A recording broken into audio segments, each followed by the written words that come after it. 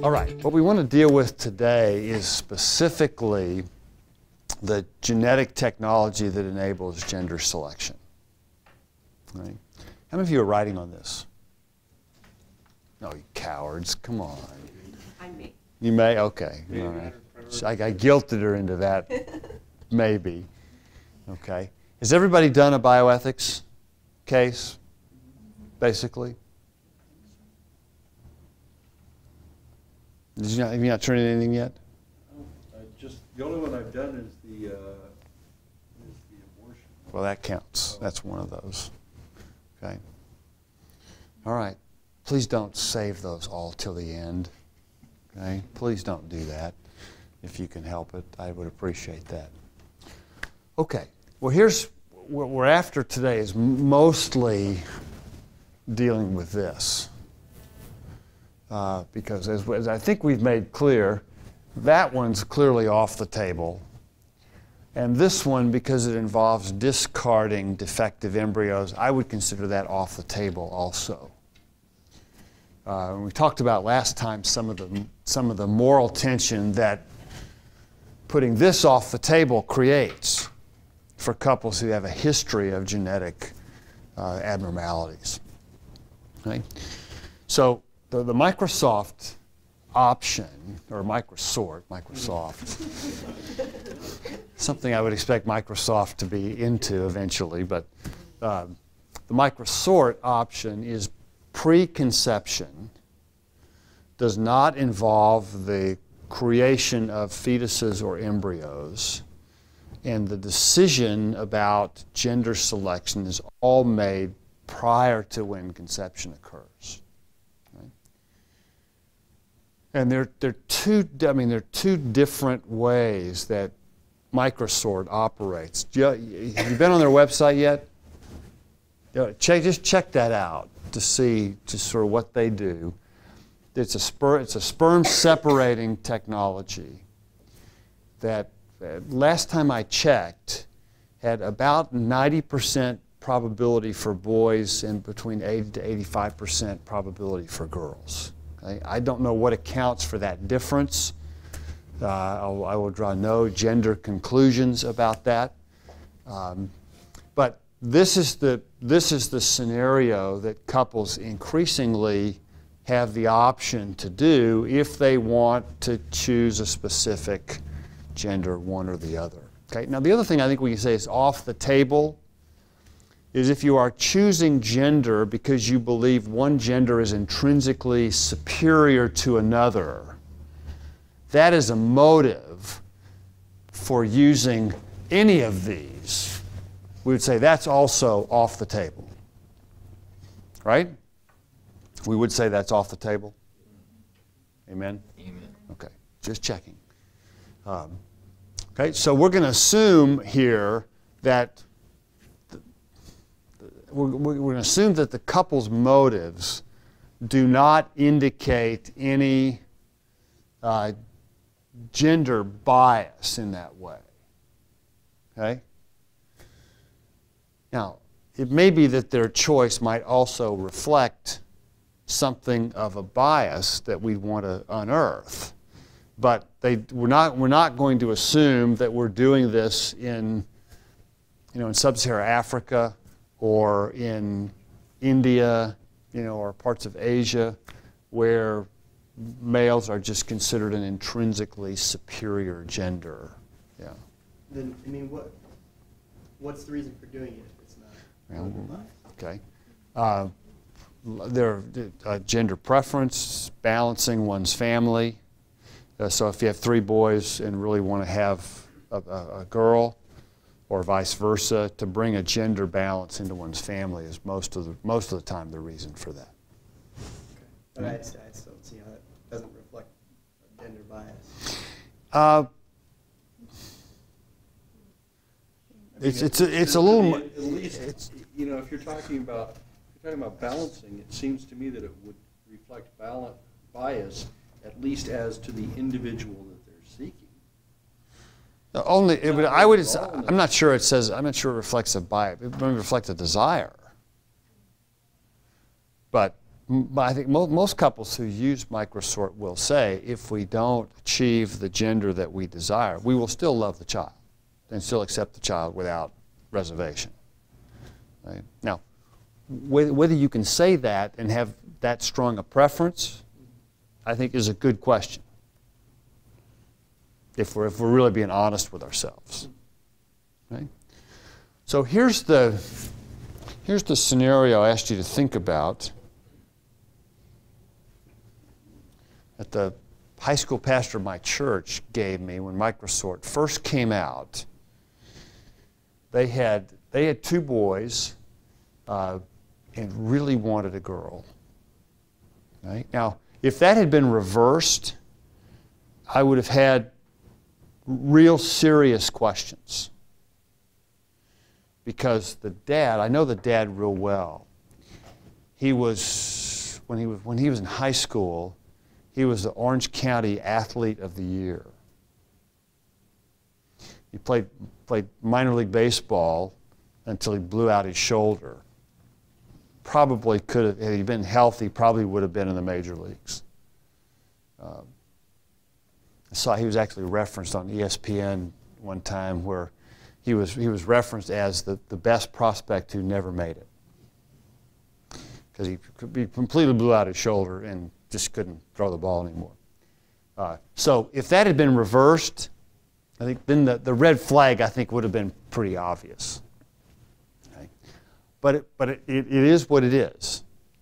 Okay? So let's think about what questions would you have for them? How would you advise them about what to do with this? Because what this is doing is looking at gender selection in and of itself. Right? And is there, and I think for many of us, this has a bit of a yuck factor to it, but articulating exactly what's problematic about that is a little bit more challenging to do. Okay? So let's think about, first of all, what questions would you want to ask them?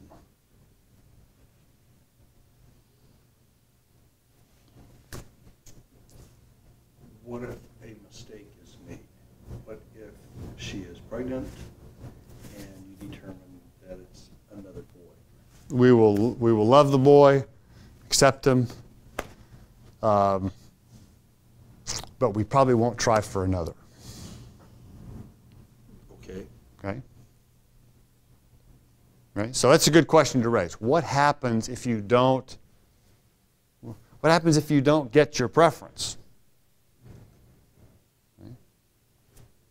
I would just ask the question, why, not so much why do you want a girl, but why do you not trust that, Okay, good. That's a good way to put it. Okay, I'd be okay saying, why is this so important that you're spending this money? And that's not an outrageous amount, but it's not, it's not cheap either.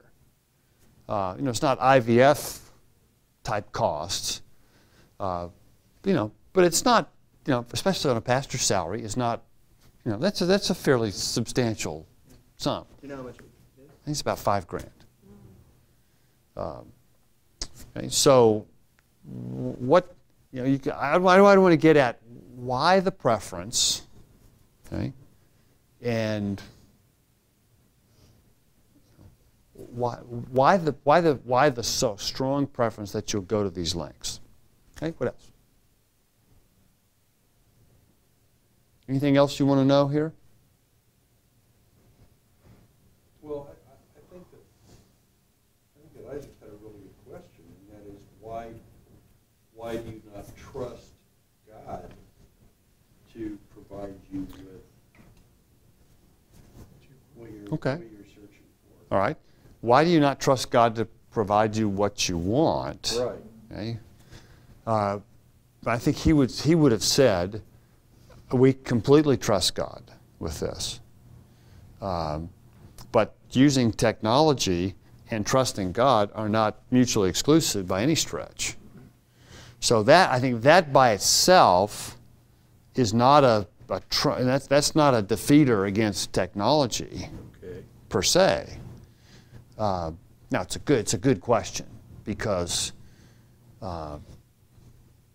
what it's doing is I admit it is removing procreation out of the loving embrace of a husband and wife. Right? And I think we always ought to be careful about that. I don't think that using technology, as we've talked about, to alleviate infertility is problematic by itself. Right? And I'm not convinced that just using technology moves us from procreation to reproduction. Right?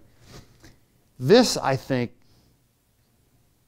you paying attention to the language we're using on this about, getting our preference. We're starting to sound parents are starting to sound a little bit more like consumers. It's just the rhetoric we use often reveals what we think about it. Right? I was just going to say that the only reason we okayed IVF was because we're trying to combat an evil in the fall. Right. And having another boy is not an evil. Okay, good. Gender is not a result of the entrance of sin. Okay? So at least the original idea for using technology to combat those things that are the result of the entrance of sin would clearly not be met here. Okay? Now, this, to be fair, this anticipates the discussion we'll have next time about using biotechnology to enhance otherwise normal traits. And articulating what's wrong with that is really challenging. Because what we'll find there is that the line between treating something and enhancing a trait, those lines get crossed here. Right? For example, you're the only example in here I can use. Okay? Sorry. But although you may be headed in that direction. Follically challenged? Yes. I think to say that Rogaine is treating an effect of the entrance of sin, I think is a little strong. I don't think I'd want to take male pattern baldness as an effect of the entrance of sin, though if you look around the room, it's not the norm. But I'd be really hesitant to say that's a result of the entrance of sin.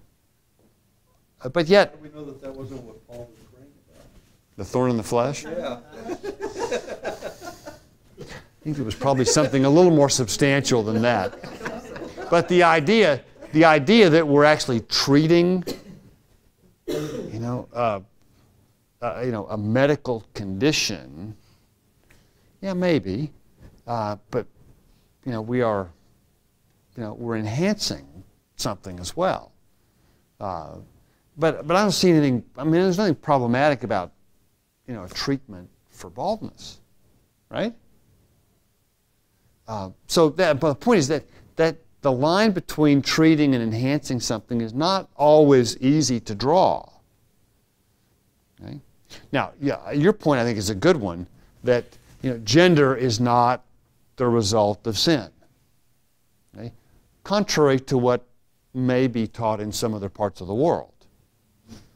Right? I'm not quite sure what Islamic theology teaches about that.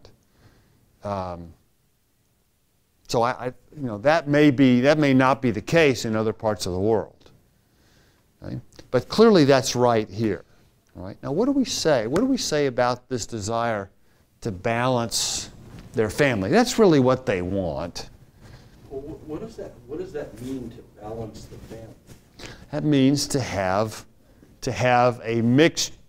both genders among siblings. Right? So the idea on the surface would be that the boys would be better off having been raised in a household with also girls in the house.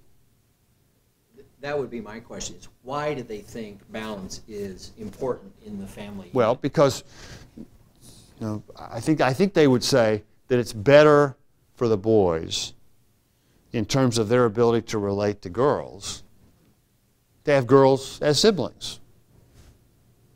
Right? Now, again, I'm not so sure that's true, but I'm not so sure there's anything wrong with wanting that as a preference either. Right? Now, here's part. Oh, go ahead. I was just going to, right on that point, but to go to the lengths, it doesn't seem proportionate. Okay, that's fair. To have okay, we kind of hope that our family would look this way. This would be our ideal. But then to go to the lengths to make it happen, to manipulate, try and manipulate. I'd want to explore that further too, and just the thinking behind that. Single, what is it called? One child is an imbalanced home. Two child, like everything else is imbalanced. What Okay. you want Okay. is the implication. All right. And is this going to make it a balance? They have 2 boys versus 1 girl. How does that actually balance it? All right. Let's just say it makes it more balanced. Okay. Now, again, I think if you push them on that and ask them, well, what does a balanced family look like? I'm not sure they've got a good answer to that. Okay. Here's the question that I have about that. What is it that makes, I mean, if they only end up with 2 boys, what makes that an unbalanced family? Because that's a value judgment that's being, right? And what that's saying is that there's something missing.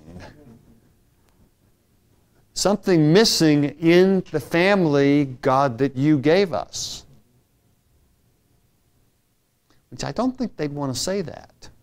At least not thinking rationally about it. I mean, I certainly wouldn't want to say that. I mean, we have 3 boys, and though I consider the boys unbalanced from time to time, I don't. I mean, what do we say to? What do we say to that premise that our family is, that the children God gave us constitutes an unbalanced family? I think that's a serious problem, I think. And I would not, I guess I would not use this, this idea as a motive for that. Okay? So, to balance our family, I'd want to explore that a lot further. Because I don't think that under the sovereignty of God, I don't think that's a coherent concept. Right? Because under the, forcing or pushing them to spell out what that looks like under the providence of God, I think is really hard to do. Because the balanced, that's presuming that I know better than God about the makeup of my family. And I'm not so sure I want to, I don't want to go down that road very far if I'm making those choices. Okay? But what about just having a preference? I mean, I think my wife, she's as surprised as anybody that she ended up with 3 boys and even a male dog. Because she grew up in this highly matriarchal family. I mean, her mother was this high-powered Italian woman who, was only about less than 5 feet tall, but this incredible powerhouse who, you could hear her talk halfway down the street. God bless her. But she had all sisters, almost all her cousins were girls. Her mom had 3 other sisters. Being a guy in that family was challenging at times. It was, their family get-togethers were major estrogen fests. And her dad was this real, very quiet, very reserved, you know, for understandable reasons. But she, you know, and she had, I think, a very strong preference to have girls. But she was thrilled when the boys came along. So I'm not sure there's anything problematic about having a preference. In fact, I'm not sure there's anything wrong with having a preference if you want to adopt. So what is it about taking action to make your preference a reality with Microsort that's such a problem? It seems to be just kind of the level and the intensity. Is it just a matter of degree? Of the preference is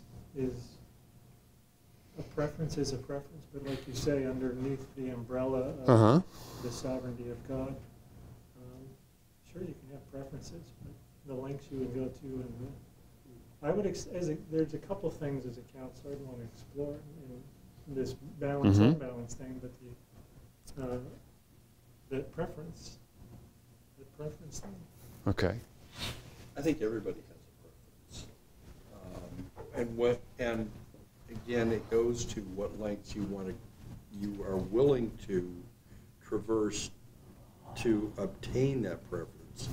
But I think you used a word earlier that really hits home with me, and that's the word manipulate. And I think it just is manipulating that which God is giving us.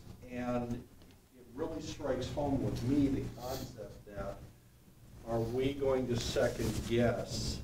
I mean, for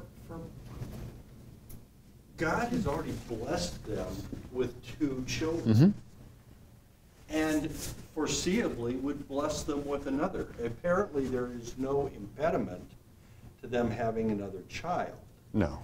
It's a question of, will they get what they think is appropriate for their family? And that really does cause it just doesn't smell pristine to me. In the legal practice, we have a concept that if something doesn't smell right, you avoid it. And that's the way this strikes me. Okay. Well, and what I want to try and help us do is to articulate Why that doesn't what the reasons are. I understand. Because, you know, it sort of strikes me that this is not like using ultrasound and aborting fetuses. Right. You know, it's obviously wrong. Okay? It's a little tougher to say. I'm not sure there's anything that's obviously problematic about this. But trying to articulate what's at the core of our discomfort with this is a real helpful service that we can provide for this couple. Because I don't think they've even thought much about this. Well, you created the idea of putting up fence posts in one of your previous discussions, and I you thinking remember about that. Yeah. To me, while there's medical intervention, the medical science was granted us by God. All right, so putting that aside for a minute, in the old days, before the medical science had this capability, if you didn't have what you desired, the doctor would tell the guy, change the kind of underwear you're wearing. There are lots of old wives' tales. Yeah. Tight here, loose there, and there were recommendations for women as well. What kinds of foods to eat, lots of different. So how is that technology grossly different in trying to create the family unit that you're looking for? That's a good question. The medical science to help you get there. That's a good question. Only the probability. Effectiveness. Only the probability. Well, if this isn't wrong over here, then Yeah, here's the thing. What if this over here was 90% effective? You know, the old wives' tales. Yeah. What if they weren't old wives' tales, but they really worked? And it just didn't require high technology. Right? Would this be okay? I think so. It's the same question. Yeah. Right? Right? Now, simply the fact that it's not natural for the technology, we've already said that's not relevant That's not to a deal this. breaker. Yeah. Right? But it is, it's right, it's the same point. Yeah. The only difference, the reason we don't pay much attention to this is because it hardly ever works, and we don't even, and if it did, we wouldn't know if it did. Right? Right. Because nobody takes that stuff seriously. Right? At least Anymore. in the West, or or anymore. Yeah. Okay. But well, the reason, again, this is the reason for going to microsort, is because it talks about gender selection per se. Okay? And we've already, I think, smacked around this idea of the balanced family and the subtle shot that is at God's providence. Okay? And I think that point's well taken. Okay? What do you do with the leftover sperm? Throw it away. Is that okay? That better be okay.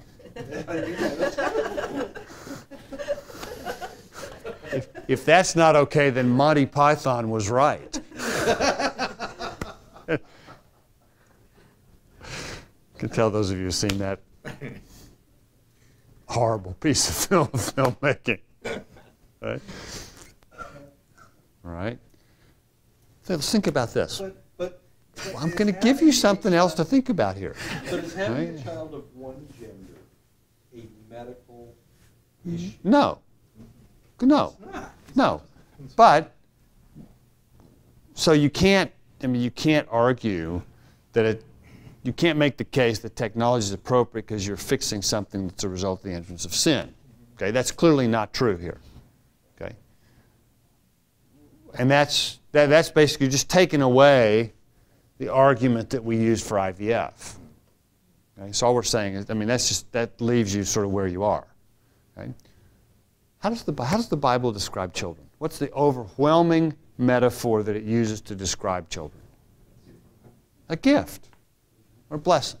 Okay, same, analogous. Okay. All right. Now,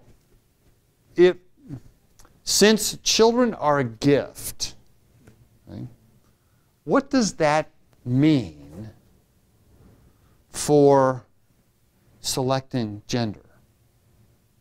Or any other traits, for that matter. Another boy is less of a gift. Maybe. Is that another boy's less of a gift? You're being picky as to the gift that's been given. Okay. You're certainly being picky about it. That's true. Okay. See, what makes a gift a gift? Okay. But there's also something on behalf of the recipient too. The giver gives a free gift, what? Unconditionally and without any strings attached, right? If there's strings attached, it's not a gift, right? So if your in-laws give you a gift, right, I rest my case. Right? No, not exactly, but so sometimes we just need to call it something different, okay? But a gift implies something on behalf of the recipient too, right? Doesn't it? What is that? Okay. It's received how? Joyfully, with no expectations, right? Those are the strings attached on the expectations part. And received gratefully, with gratitude, right? Without specifications, which is the expectations. I think we would say, and there are a couple exceptions to this, I realize. But if you put specifications on the type of gift that you're going to receive, doesn't that at least partially undermine what it is as a gift? Now, I realize, wedding registries aside, okay? I'm not sure to say a couple's registered someplace, I'm not sure that's automatically putting expectations on their gifts. No, It's just that's simply saying these are the things that we perceive we need. right. This is just it's a helpful guideline. Okay? And I realize that children making Christmas lists might be an exception to this too. Okay? But Santa Claus is not real. Okay? Sorry, don't show that to children. Okay? All right? But in general, I'd be willing to grant those exceptions, but in general, we would say somebody who has, thank you for this wonderful gift you're going to give me, but I want to make sure that it has this, this, this, and this on it. I think we'd be inclined to say, there's something wrong with that picture. That I don't appreciate the fact that you're giving me a gift. In fact, if it has too many specifications on it, what does it become?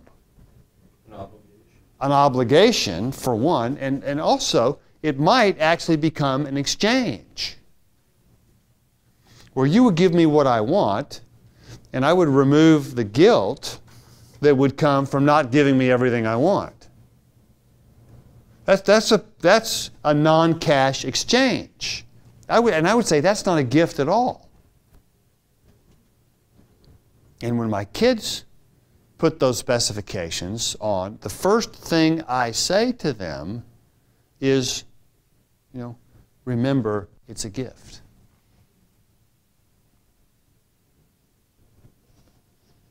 They don't often say, thanks, Dad, for the reminder of that. But I think putting specifications on a gift has a huge potential to undermine what it actually is. Right? Now, this is, and I think this is doing more than just putting specifications on it. This is figuring it out, planting seeds, so that you will actually give me the gift that I desire. And I think we would say that we left the category of gift giving some time ago. If I'm trying to work you, in essence, to give me my preference. I think that sounds to me a little bit more analogous to microsort. Right? Now, I admit that most of these couples will say that if we don't get our preference, we're fine with that. Right? And I think, and I believe most couples when they say that. So they might actually, I think my friends might actually have resisted this idea that they're working the gift giver for that. If they're setting themselves up with a preference, they are going to be disappointed whether or not. Okay. Well, I think that may be. But I'm not sure that there's anything about microsort that's unique to that. I mean, I know lots of couples who are disappointed on delivery day, which is a good. Which is better than graduation day from college? Yeah, because at delivery day, the bills are just starting. Now, it's quite possible for couples who are conceiving totally naturally to have a strong preference and be surprised, if not also disappointed, with the outcome. That's a good argument for learning about the gender prior to delivery. So if you have that disappointment, you work through it before the child's born. Whether these things are natural or technology or whatever, to me they're still discipleship questions. They're still faulty thinking questions. They're still things that we can work with in counseling. Mm-hmm. And some of these, and this is why we're trying to put some shoe leather on that and be specific. What is it? We've already said the idea of a balanced family is incoherent under the providence of God. The idea of children as a gift, suggests, I'm not sure that's a trump card, but it suggests that you don't put specifications on a gift. Right? Would you extend the gift logic to adoptive parents and say they, A, either should be perfectly happy without children or not desire adoption because God hasn't brought them one, or that they couldn't have a preference for a boy or a girl in an adoption case? Doesn't the logic... Well, I'm not sure it goes that far. Why not? I do think that if we say a preference is problematic, or engineering your preference is problematic technologically, it's probably also problematic in adoption. Yeah. But yet, earlier we said it wasn't a problem to have a preference expressed in an adoption. But I think working the system to ensure you get what you want, I think that's a problem. I think that I think has the potential to undermine, again, children as a gift. But when you go to an adoption agency, they say, do you have a preference or not? And you say, yes, I'd like a boy or a girl, or no, I don't care. But how is that working the system any differently than... I think that's just expressing a preference. To the extent, yeah, that's... But you see, the point's well taken here, that if the preference is what's a problem, then we got a problem with adoption too. Yeah. Right? And if the technology is only a matter of degree, okay, then we're just at different places along a continuum, but not doing something fundamentally different. I think it's the point you're making. Yeah. Right. Exactly. Yeah. I see a distinction there between adoption and this technology, because this technology is designed to bring a life into being. Adoption is dealing with a life already existent. And so it's changing the relationship between that child who will be adopted and the parents into whose life that child will come. But that child is still going to be in existence independent of that True. relationship. And there are other potential relationships that exist for that child that we're moving completely off the table by using this technology in bringing this life into existence. So Say mostly, not entirely. well, but I still think that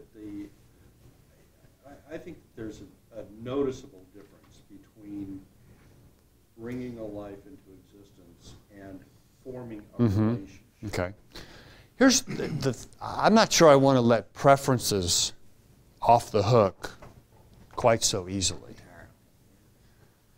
because I'd want to know, once we've taken the balancing the family off the table, then I'd want to know why you have a preference for one gender over another.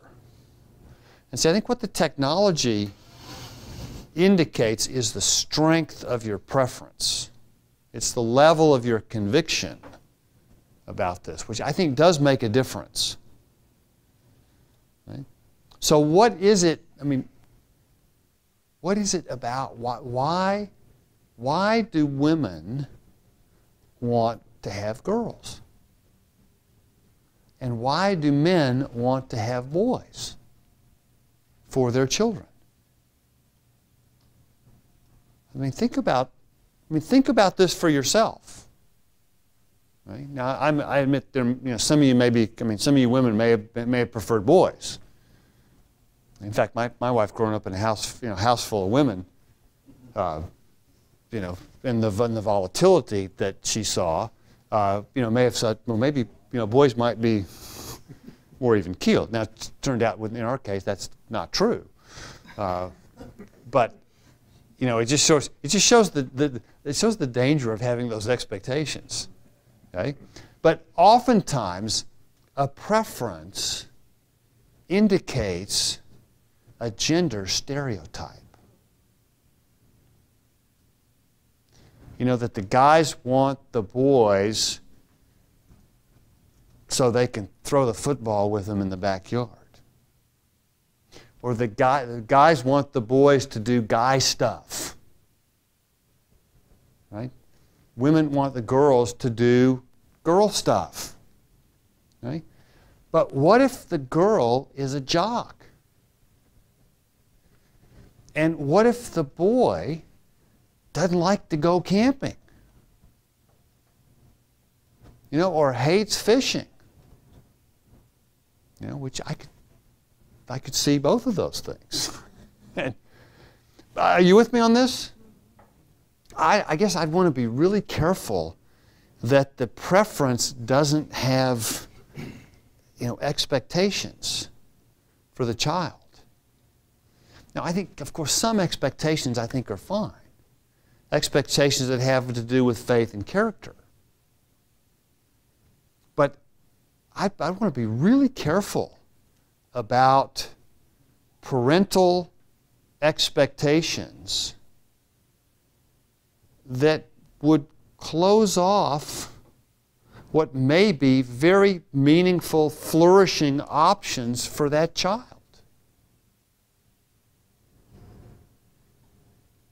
Right? It may be that, that your preferences and your expectations for that child are not the way that child is wired. And this is, I think, sort of the dirty little secret in this, is that our preferences, more often than not, contain gender stereotypes. And I think those, I'd want to be really careful with those. Because, at the risk of, trying to put a square peg in a round hole, if our expectations and the way our children are wired, might be two really different things. What do you think of that? Yeah. It's just so striking that this is all about me. It's all about us and what we want as parents. And to hold something with an open hand as a gift and be open to what you get and to work with it and learn to love. If you don't go through all the testing and all the technology and things, and you have a child that comes out that has Down syndrome, you can have all these dreams and visions. I got a boy, I'm going to play football with him. I got a girl, I'm going to do this. But you have, but that can be a wonderful thing that God can teach you. You can learn to love.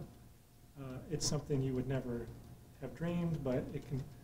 So it just seems like this whole rewiring of the heart. Well, and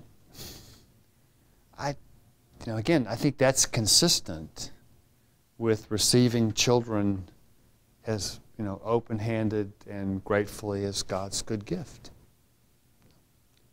End of story, I think. Now, would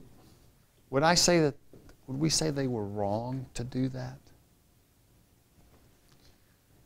I'm not sure, maybe necessarily wrong. I think that may be a little strong. The word wrong. But to use a little different imagery, hold on. It's not clear to me that that's outside the fence posts, but I think you're treading, right next to the fence. And I think these things that we've mentioned are, I'd say they're yellow lights that go on. I'm not sure they're red lights that say stop, but I think they're definite yellow lights that say lots of caution. Let's be really careful and be honest with ourselves. And I think getting at these kinds of things, that's our job in dealing with couples like this. Well, Joseph really made I think a really good point, and that is it's the focus that is being placed on the parents, and how does that work in relationship with looking to the best interest of the child? Right, that's right. I'd say that's that's a huge red flag. Yeah, that's I agree. grave concern. I agree. And here's the problem with that, and we'll see this next time too, that parents I think are responsible for providing as best they can what philosophers call an open future for their children. Right? Now, there's some limits to that, because I don't want my child to be open to being a Muslim, for example, or something like that. But in terms of, I think this is where the expectations thing is so important, because our expectations can close off meaningful areas of flourishing for our children. And I think that's a violation of our parental duties and responsibilities to our children. See, my two older boys were both very athletic. Team sports were their thing. My third one, not so much. I never envisioned, after the first two, that my third son would flourish in the theater. I also never envisioned that I would have so much fun watching him perform. It is a total kick and a totally different experience that, had I not recognized that he just wasn't wired the way his brothers were, I would have, and had I had the same expectations for him, to follow the path of his older brothers, I would have closed off this really huge area of flourishing for him. And that's the part about the preferences that I don't think we often pay a lot of attention to, because our preferences in terms of gender, I don't think, are neutral. Or at least I say the burden of proof is on you to show me that they are neutral. Because, I don't think there's anything wrong with wanting to do guy stuff with sons. But if that's the expectation, that may or may not be the way the kid's wired. I'll just share a little personally from my life. God's already brought me to the place where what I was doing in life is for successful and expectation and that kind of thing. It led to an empty place and a rechecking, how has God made me, what is satisfying, fulfilling. And I had an interesting, I went to check out a book here in the library, and the girl behind the counter was drawing, like an amazing freehand drawer. Huh. Wow, that's really good. You like to draw? Her face lights up and she's all excited about art. What are you studying here? Business? Business, huh? And she started talking about her parents and her dad and expectations and things like that. And it's creepy. Yeah. That's a good, I mean, it's a good example. Right? Right? Yeah. Is there any set of circumstances in which you would I say knew you were going there. that microsort might be appropriate? Because we really have taken just about everything else I can think of off the table here. Well, I think if the things that we've raised cautions about, you know, upon honest and sober reflection are not concerns, then I'm not sure I see anything that's intrinsic to the technology. I see lots of red flags. But if a couple had come to grips with this, and you know, they could look themselves in the mirror and say, you know, we don't have expectations. Our family is fine. You know, if we end up having another boy or girl, it'll be okay. But at that point, I think I'd want to say, well, why are you spending the money to do this? Yeah, you're back to the preference You should- expectation yeah. argument all over again. Right. And you know, you need to be careful of protesting too much. And sometimes, you know, protesting too much comes from writing that check for it. And I think by writing that check, sometimes I think you're saying more than you want to let on. Okay. Now, can we, yeah. I wanted, if I may just quickly, use the word wrong. Is it wrong to do this? And I'm wondering what you think about the word immature.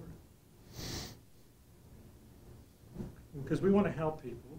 And sin, if you say this is sinful, that carries a lot of weight. Yeah, I'm not if you sure. say this is wrong, that still carries a lot of weight. I use those as interchangeable. Yeah. I think maybe the term I'd use for most of it would be ill-advised or unwise. And see, part of your task in this area is to keep these couples from engaging in self-deception.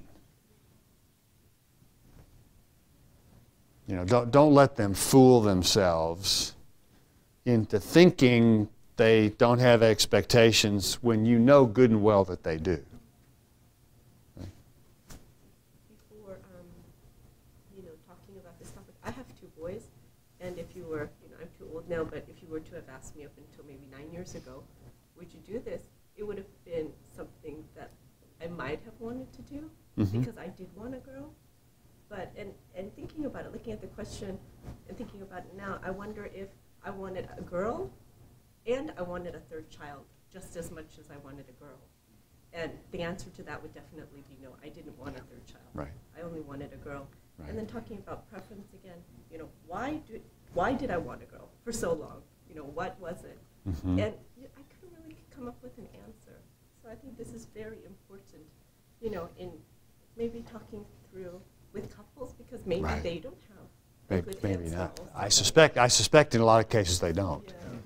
Yeah. But at least that's a really good point, to try to help them articulate what their feelings are about this, because sometimes once you get it out there on the table, I don't think they've actually thought it it through. doesn't look that great, does it? You know, or at least you can say, "Gosh, I don't know." And I say before you write that check, you probably ought to know. Okay. See, God's given us a huge blessing because we've had, I refer to her as our niece.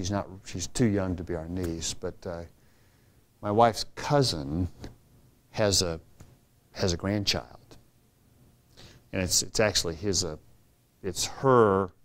wife's grandchild from it's from previous marriage, but it's her daughter's from previous marriage. But the parents have kind of been, in and out of pretty substantial difficulty, and the grandparents have been basically the de facto parents of this gal for a long time, and so we sort of semi-adopted her as our niece, and Sally, she just lights up when little Callie is with us. And she's become such a treat. She adores the boys. And we've gotten her involved in the same theater troupe that my youngest son is in, and so we see them a lot. And it's been such a huge blessing that we never even expected. And so my wife has basically said, I'm holding on to Callie until I get to grandchildren.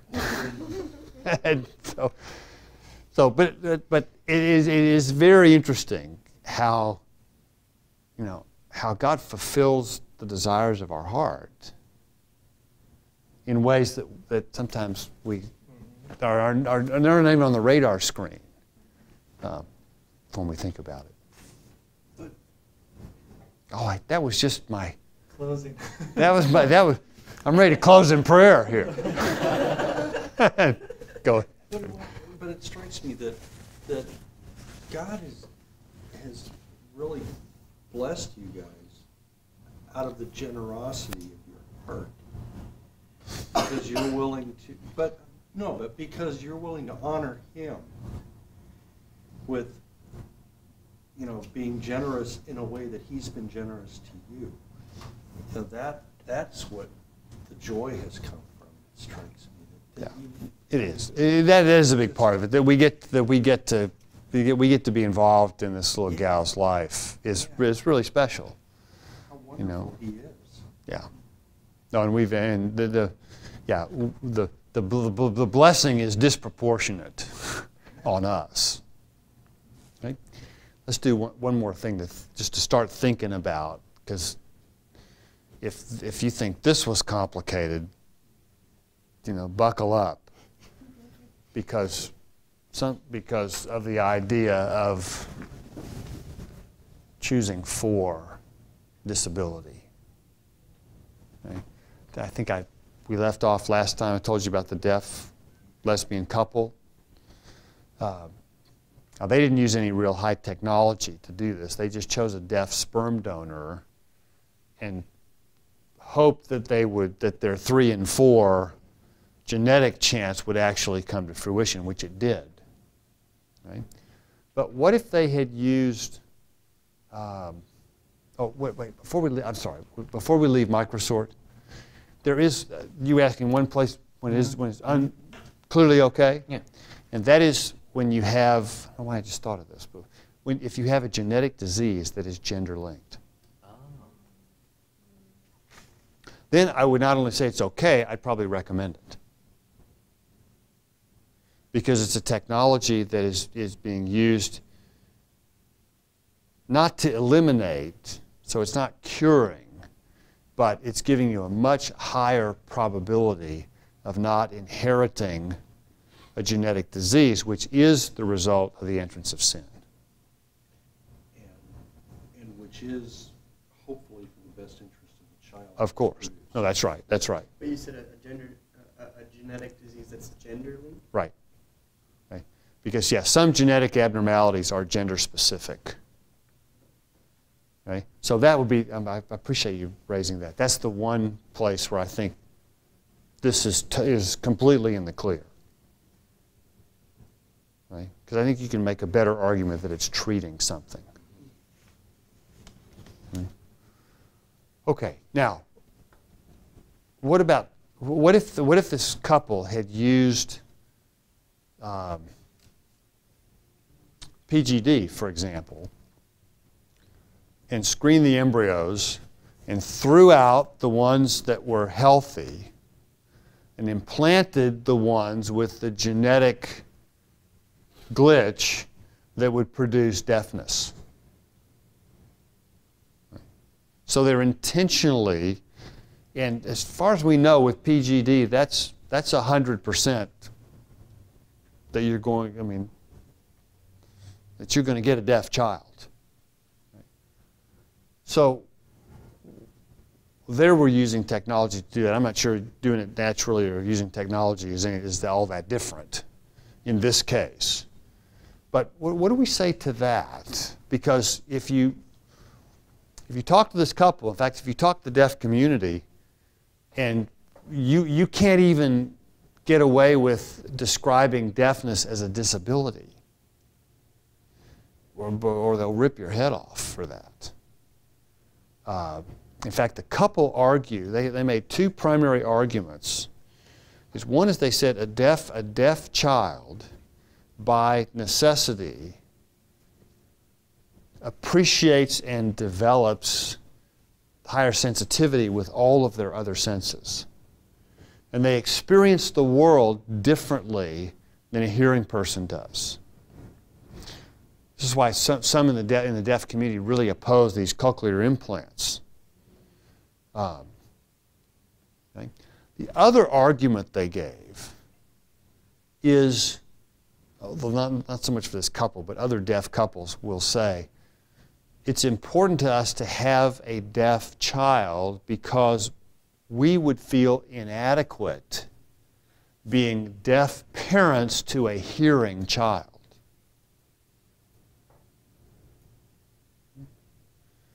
Now, what do we say to using technology, for this end? Seems to be. No. I see. I was going to say that. I mean, obviously, PGD's out off the table. I mean, we don't. For other reasons. Right. For other reasons. So, if there was a way to do it effectively, it's a different issue than the abortion side of the PGD. So let's say that instead they committed to donating all the embryos that were healthy. So we're not throwing them away. Okay. Then PGD's on the table again for me. Okay. Yeah. So what's the problem here? Well, if that's the case, if all the babies are going to be born, I don't see a problem with it. But if they came up with a technology in which they could limit it and say there's only one embryo going to be formed and that embryo is going to have a disability, I think I do have some problems with that because I don't know, it sounds strange and it sounds like you're putting a hardship on this child that doesn't need to be there. Okay. That's a view of disabilities that says it's a hardship. Okay, and that's wrong because? Well, in some cases, you don't want to end a pregnancy Right. for a disabled child, Right. saying that there's a hardship on them. But I don't want to create a hardship if there doesn't need to be it. Okay. Although technically, technically a child that's created with that disability, it's harder to make the argument that they've been harmed, right? Because the only other option would be to not to create that child at all.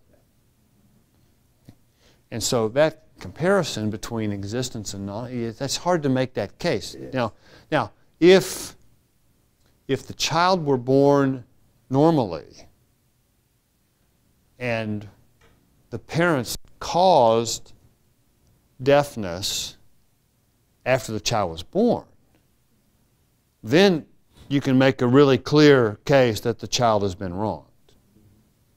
Okay? But I'm not so sure about that in the other case. Yeah. I was just going to say, it seems like the parents are using their child to make a statement that they're. It's a good point, and there's no doubt that that was true. I would have a problem with that. Okay. That's, yeah, using the child as a means, not an end. I think that's a good observation. This just strikes me as it's the same thing. It's still focused on the parent. It's still focused on choosing, and it's still focused on preference. They're just choosing for a specific thing. Okay. Yeah, I agree. I was going to say the same thing. This feels a lot like the same ethical issues that we were up against just if the other case, that it's about what the parents desire, not necessarily what's in the child's best Child's interest. best It's interest. their, it is true, it is their understanding of what's in the child's best interests. Right? I've often wondered what would we say if it were blindness that were being contemplated. And I think that's a lot easier to say. You are closing off, I mean, the majority, I think, of options for the child to flourish. Choosing for deafness, too, I think violates the child's right to an open future. It troubles me that the child doesn't consent to this. Now, granted, we don't consent to our natural genetic lottery either, but this is a long way from being the natural genetic lottery. But this is where I think this notion of a child's right to an open future is really helpful. And there's nothing distinctively Christian about that, though I think it's consistent with our biblical obligation as parents. But that's a really troubling part of that. And your point's a good one. And I think it is. They were trying to make a statement. There's no doubt about that. And even statistically, things like living standards, mortality rate, and things like that are significantly lower for people with deafness. And so I think you have to ask a question about what's in the child's best interests. It would seem to be that having more of your faculties intact than fewer is what's in the child's best interests. Biola University offers a variety of biblically centered degree programs, ranging from business to ministry to the arts and sciences. Visit biola.edu to find out how Biola could make a difference in your life.